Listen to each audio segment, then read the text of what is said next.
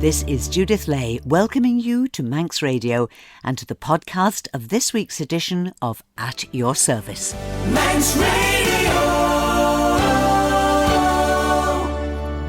It's been over 4 years in the preparation, but it's finally finished.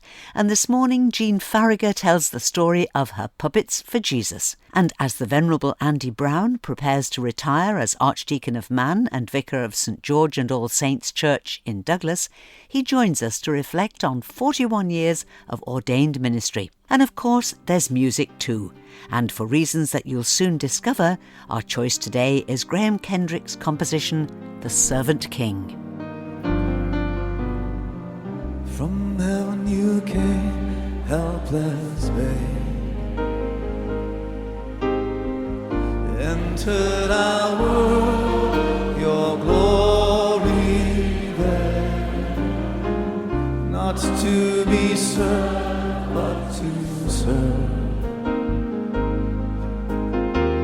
and give your life that we might live. This is our God, the servant King.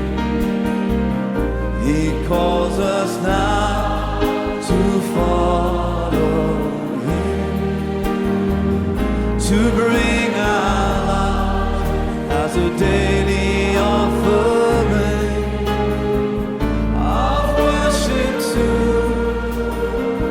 the servant King. There in the garden of tears, my heavy load He chose to bear. His heart with sorrow was torn, yet not my will, but yours, He said. This is our God, the servant King. He calls us now to follow Him, to bring our lives as a daily offering of worship to the servant King. The Venerable Andi Brown is a familiar figure conducting services as Vicar of St George and All Saints Church here in Douglas. We're also used to seeing him representing the Church of England in All-Ireland civic and national services in his ministry as Archdeacon of Mann. But after some 10 years here, Andi is retiring, and he and his wife will soon be leaving the island to begin a new phase of their life in Derbyshire. A short while ago, Andi joined me in the studio to reflect on 41 years of ordained ministry that actually didn't start with any plan to be a priest. I was going to be a doctor, and I was supposed to be reading medicine. And by a sequence of very curious events, I felt God was hounding me a little bit, really. And in the end, I had to admit God was calling me to an ordained ministry. And I had to go and see the school careers master. I had to talk to my local vicar. And eventually I had to tell my parents, who were already puzzled but incredibly proud at the thought of having a doctor in the family, because nobody had ever been to university before in our family. And I remember my granddad saying to me, "Nay, lad," because I come from Lancashire, of course, "Nay, lad, thou mun none be a vicar. If thou be a vicar," well, he said, let's put it like this. If you're a doctor, you'll have standing in society, you'll have money, and when you speak, people will listen to thee. If thou's a vicar, thou'll have no standing, no money, and when they speak, nobody'll listen to thee. Well, he didn't say nobody, but we're on air and children could be listening. And he was right. But a vicar I became. Did he live to see your ordination? He did live to see my ordination, and I think the disappointment my family felt that I didn't take up my place at medical school was slightly mitigated because I went to Oxford and Cambridge universities and did my undergraduate and my postgraduate work in those two universities. Although once, I must digress and tell you a slightly funny story. Of course, before I came here, I was canon theologian of Derby Cathedral. And one of our frightfully ladies there once said to me, "Canon Brown," as I then was, "Canon Brown, I understand you studied in the University of Oxford and Cambridge." I said, "Well, yes, that's true. So you must have a number of degrees, I suppose." "Well, yes, I do."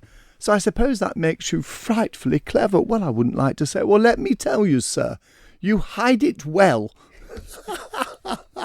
My favourite put down. I'm lost for a word. I really am. But the fact that medicine attracted you, but then you felt God's call on your life, what it says is there's an innate desire there to serve. In my own heart and in my own head, I'm simply following where Jesus leads. And of course, Jesus is the servant king. And the pilgrimage has taken me to some interesting places. I mean, I'm currently, of course, the Archdeacon of Mann for a little while longer. And before that, I was canon theologian of an English cathedral. But before that, I've been a parish priest in inner city Manchester. And I've seen some pretty terrible sights and had to pick up some pieces of people after some pretty terrible things. It doesn't really matter where you have trained. There is nothing that really prepares you for hands-on ministry, really, is there? One invaluable part of my training for the ordained ministry happened between school and university.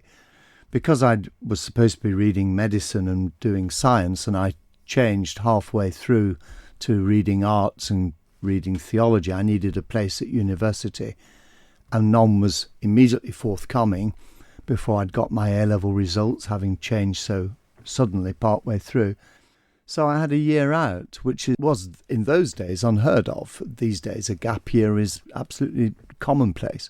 And I took that year and I went to work on the shop floor of a large sheet metal works in Accrington, my hometown. W.G. Pollard and Sons, sheet metal workers. You know, my father was a metal worker in the Rossendale Valley, and I was brought up in school holidays going with Dad around the cotton mills of Lancashire. And he got me this job on the shop floor. And it taught me a lot about real life, about working life. It certainly planted my feet firmly on the ground and has inspired my ministry, and certainly in the inner city. That was important in my two inner urban parishes. The other great thing that trained me and prepared me for inner city ministry is my love of Burnley Football Club. And it's important I mention this, Judith. You're laughing, but this is very important because, first of all, it means that I talk footy. And the fact that I support Burnley, everybody's favourite whipping boy, means nobody can possibly feel threatened by a Burnley supporter. I mean, who are we? I mean, really and truly, we're not a Liverpool or an Everton. We're not a United or a City. We're not any of the London teams. We're Burnley, and profoundly unthreatening. You're absolutely right. It's anything that is neutral ground that makes people feel that they can chat to you and opens the door to the deeper conversations. Absolutely. Time and again, it's done that, yeah. Come see his hands and his feet, the scars that speak of sacrifice, hands that flung stars into space, to cruelness surrender. This is our God, the servant King. He calls us now to follow Him, to bring our life as a daily offering of worship to the servant King. I'm talking today with Venerable Andi Brown, who's about to retire as Archdeacon of Mann and Vicar of St George and All Saints Church. Whilst he was still in England, he was offered a position as Archdeacon, but was reluctant to accept it as it would effectively remove him from parish life. Then he saw an advertisement for a vacancy in the Isle of Man. Uniquely, the island offered you the Archdeacon's role and also being the vicar of a parish church, in this case, St George's, and that was what appealed to you. Yes. Being the vicar of a town centre church, a busy church, and at the same time, the Archdeacon's role is a big role. Is it really feasible to do the two? That's a very sharp question, and it is one that the bishop and his senior advisors have been exploring. And my answer is an unqualified yes, it is possible, but you've got to be in a very special church for that to be possible. And I have to say that St George's and All Saints is such a church. There is very strong lay leadership. We have officers I can just absolutely rely on to do it. We have a very strong pastoral care team led by a layperson, Anthony Hamilton, and they delegate things up. And if they come across somebody with a particular need or the need of my priestly ministry, he delegates it up to me. So that works very well. They're a very encouraging congregation, very supportive, and they understand they're going to get the tiniest sliver of a vicar, because I am the full-time Archdeacon of Mann. But also, I think, and very importantly, there is a synergy between being the Archdeacon and being the vicar of the civic church of the capital town. Because the Archdeacon of Mann is not like an English Archdeacon. There is a civic status to being Archdeacon of Mann. Tynwald, even before I became their chaplain, still invited me to all their things. So there is a certain status to being the Archdeacon that an English Archdeacon doesn't have.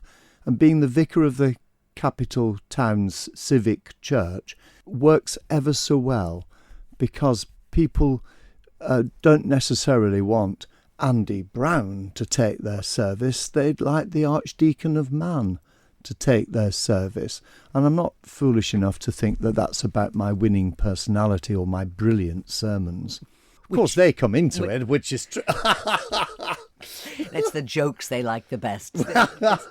But the role of the Archdeacon is really one below the bishop.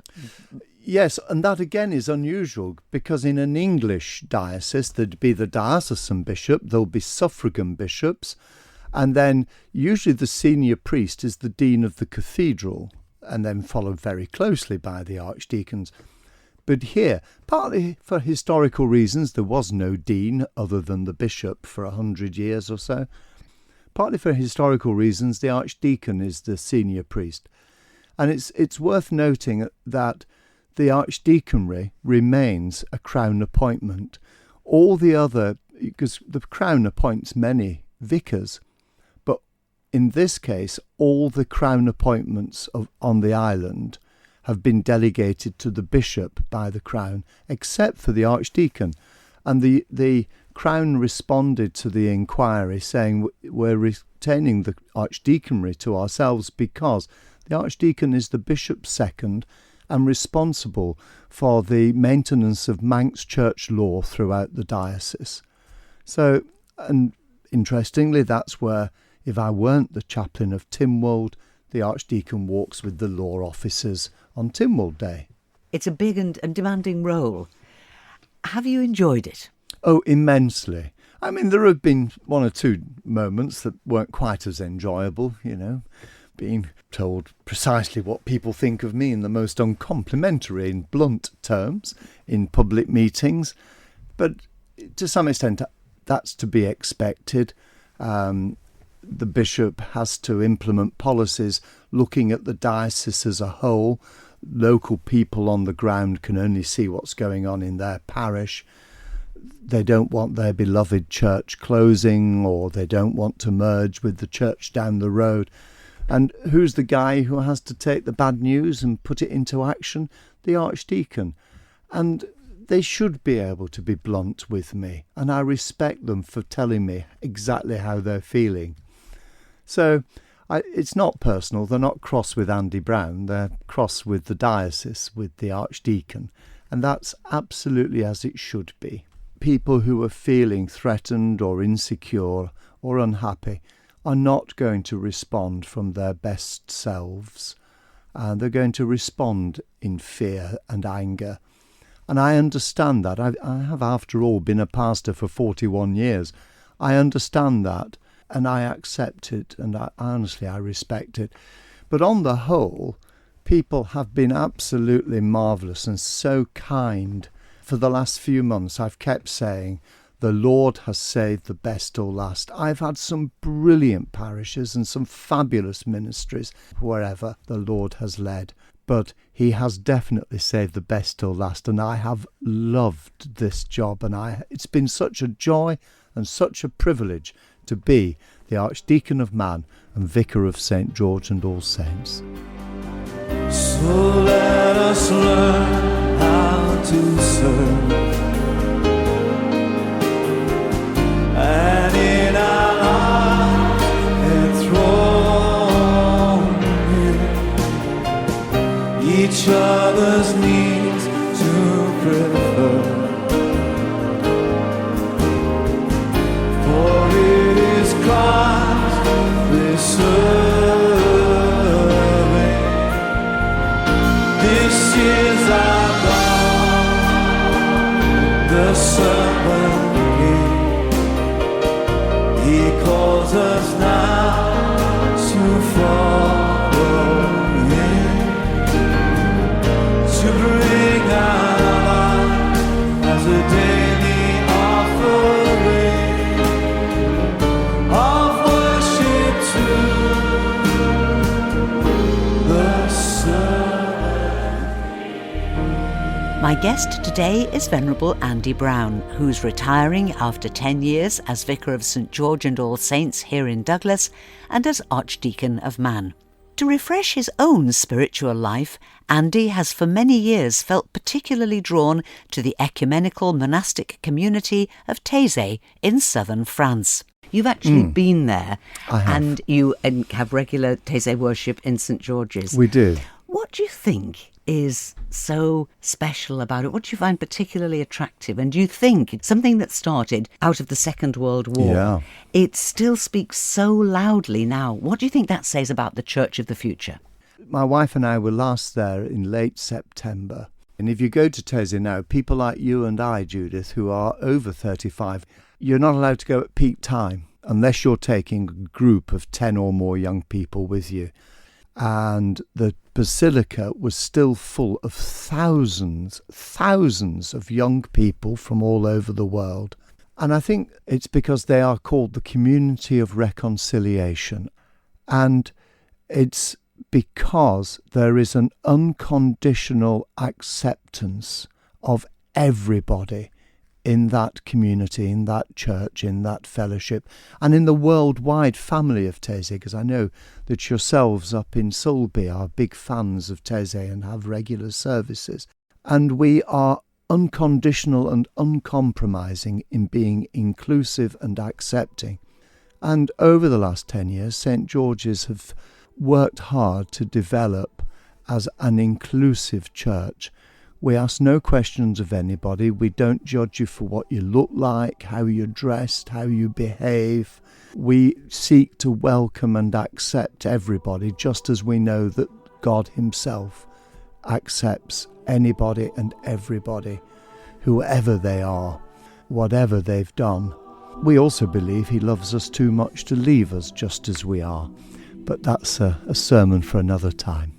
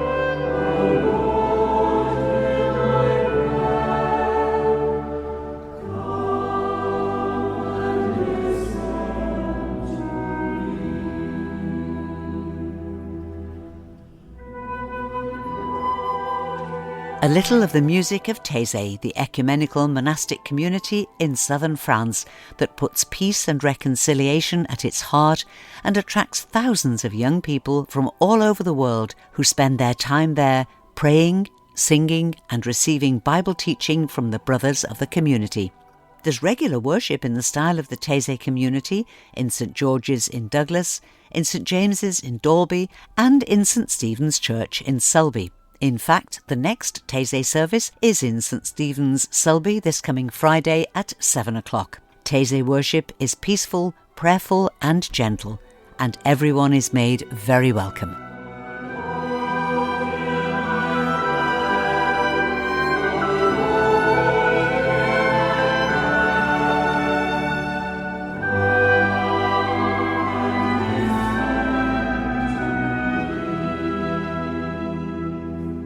Well, it's been over 4 years in preparation, but it's finished now, and Puppets for Jesus was launched at the new Salvation Army headquarters in Ballacottia Crescent in Braddon yesterday morning. Jean Faragher first had the vision and has been the driving force behind the project, which has seen people from local churches of all denominations working together to knit all the characters, animals and scenery needed to tell 12 significant stories from the Bible, like Noah's Ark, Daniel in the lion's den, Moses and the 10 Commandments, the birth of Jesus, the miracles he worked, like the feeding of the 5,000 and the healing of the 10 lepers, and the stories he told, the story of the prodigal son, and the very core of the Christian faith, Jesus rising from the dead. I went to take a look at all the puppets yesterday.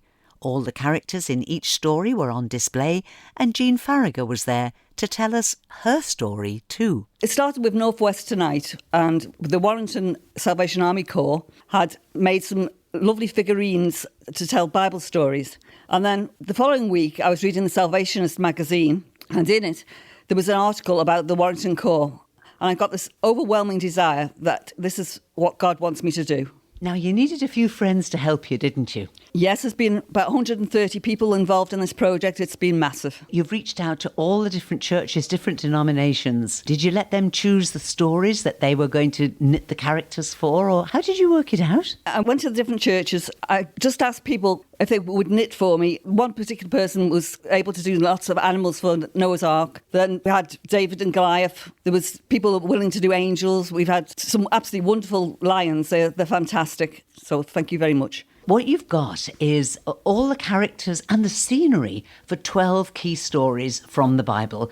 But touching, picking up, playing with these things fixes these stories in children's minds, doesn't it? Is this what you were hoping to do, Jean? Yeah, there's two things I was hoping for, was that churches would work together, and they have done. We actually had the children being filmed working together with the puppets, and they got on brilliantly. When the children have been coming around to look at the exhibition today, they've been put their finger puppets on their fingers. We've had lions roaming around the room. Well, certainly the children that I've seen in there, Jean, have really enjoyed themselves. I also want the children to realise that Jesus is the Son of God, but he can also be their very best friend.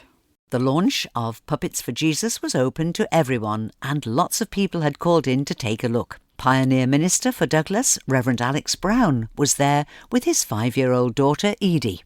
I was worried when I arrived because I was like, oh no, they're all set up in wonderful scenes. Don't touch them, don't touch them. And Edie, because she's 5, went straight away and kind of picked one up. But that's what they're for. And she absolutely loved it. She really, really did. And like talking down here when we're having our cakes and our tea, and I'm like, which stories did you like? And she's starting to remember visually what was there and kind of how the story is made up, all the characters that are in the story. So I can definitely see it's definitely something which adds weight to the story that's already there. And people can remember things much better if they've played with them, can't they? So, a big thumbs up for Puppets for Jesus. Oh, it was great. I love Jean. She has these crazy ideas and you think, how is that going to happen? And then, I don't know, she just listens to God and then does these things. She said the idea to me a couple of years ago and I thought, that'll be good. Gina can pull it off. And sure enough, here it is. So the future of this now, here you've got these 12 complete stories, all the knitted characters and the scenery. Tell me, how are these going to be used? I'm hoping that they'll be used by Messy Church, schools, Sunday schools, and also be used for displays Would you see this being like a library where people can borrow the prodigal son and the 10 lepers, and then they could take them and use them in their messy church, bring them back, take some more? Is that how you would see it? Yeah, that's how I would see it. Yeah, definitely as a library, open to anybody who wants to borrow them. What's the best way of people contacting you, Jean? My phone number is probably the best way. 628 374. And the church that you attend? Well, I go to Live and Hope PM, but I'm very ecumenical in the mornings. I go to the Salvation Army, the Cat with No Tail, and Trinity. Jean Faragher, thank you very much indeed for this project, Puppets for Jesus, and thank you for talking to us this morning. Thank you very much. And if you'd like to contact Jean to find out more and arrange to borrow the puppets, her number is 628 374. And now let's finish with a look at this week's notice board. There's no concert at the Prom Methodist Church tonight. Instead, the Glenfaber Chorale will sing at the Prom on Sunday, August the 15th, but no concert at the Prom tonight. And Cafe Lingo, the friendly, fun and free way to learn English that normally meets at the Prom, is going to be on Zoom only for the rest of July and the whole of August. It's open to absolutely everyone, and there's a Zoom link posted on the Facebook page just before each session. To get the link, go to facebook.com and search for Cafe Lingo Isle of Man. But if you have any problems, have a word with Karen on 458 340. 458 340. St Thomas's Church in Finch Road here in Douglas have an hour of popular music every Wednesday evening from 7:45 with refreshments afterwards. This Wednesday, Cordalis, conducted by Kathy Quayle, will entertain, and whilst admission is free, donations would be most welcome. The Thursday night summer concert series in St Catherine's Church in Port Erin continues this week with music from Karen Elliott's choir Women in Song. Admission is free, the starting time is 7:45, and there are refreshments in the hall afterwards. Now 2 events for Friday, July the 30th. The first is a splendid afternoon tea in Onken Methodist Church. It starts at 2:30, and in addition to superb things to eat and drink, there'll be entertainment and a raffle. Admission is by ticket only. They're £12 each, and they're available from Norma Owen on 623 373 or Pauline Corlett 611 737. And then on Friday night in Peel, Karen Elliott and her husband John will be giving a concert in Peel Methodist Chapel to raise funds for much needed work on the chapel organ, which is a fine musical instrument but hasn't had a major overhaul for some 40 years. Karen says the concert will be a mixture of classical and light-hearted music. It starts at 7:30 on Friday evening. Admission is free. There'll be light refreshments served during the interval and an opportunity to give to a retiring collection for the organ fund. And last but by no means least, next Sunday, August the 1st, Reverend Richard Hooton will lead morning service at 10:30 in Trinity Church at Rosemount here in Douglas.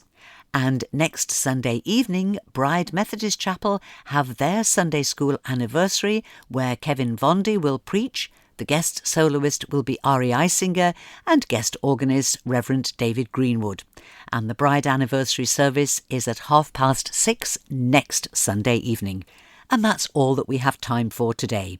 News for the notice board and requests for your favourite hymns to be included in future programmes can all be sent to me via email, judithlay@manxradio.com, or by post if you prefer. Manx Radio, PO Box 1368, Douglas IM 991SW. I'll be back tonight at 9 with Sundown, easy listening music to round off your weekend.